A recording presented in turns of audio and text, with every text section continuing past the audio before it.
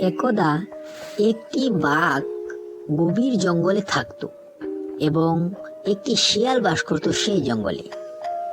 বাঘটি ছিল শক্তিশালী আর গর্জন দিয়ে পুরো জঙ্গলের পশুদের ভয় দেখাতো।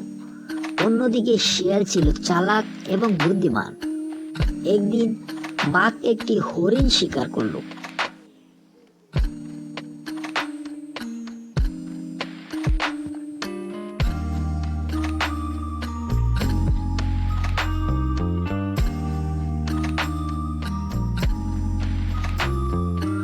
শিয়াল দূর থেকে দেখে ভাবল, বাঘের শিকার থেকে একটু বাঘ নিতে পারলে মন্দ হয় না। শিয়াল বাঘের কাছে গিয়ে মিষ্টি গলায় বলল, আপনার মতো শক্তিশালী রাজা এত কষ্ট করে শিকার করেছেন, কিন্তু শুনেছি এই মাংসে বিষ আছে। আপনার জন্য এটা পরীক্ষা করে দেখা দরকার। বাঘ কিছুটা দ্বিধায় পড়ে বলল, তাহলে তুমি আগে একটু খেয়ে দেখো। শিয়াল তৎক্ষণাৎ হরিণের সামান্য অংশ খেয়ে বলল, এটা সম্পূর্ণ নিরাপদ, এখন আপনি খেতে পারেন।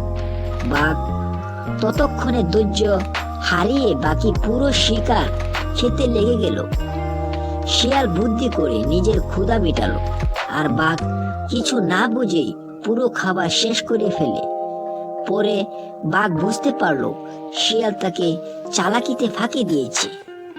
এই ঘটনার পর থেকে বাঘ আর শিয়ালের বুদ্ধি নিয়ে তর্ক করতে সাহস পেত না। গল্পের শিক্ষা বুদ্ধিশক্তির চেয়ে বেশি কার্যকর হতে পারে।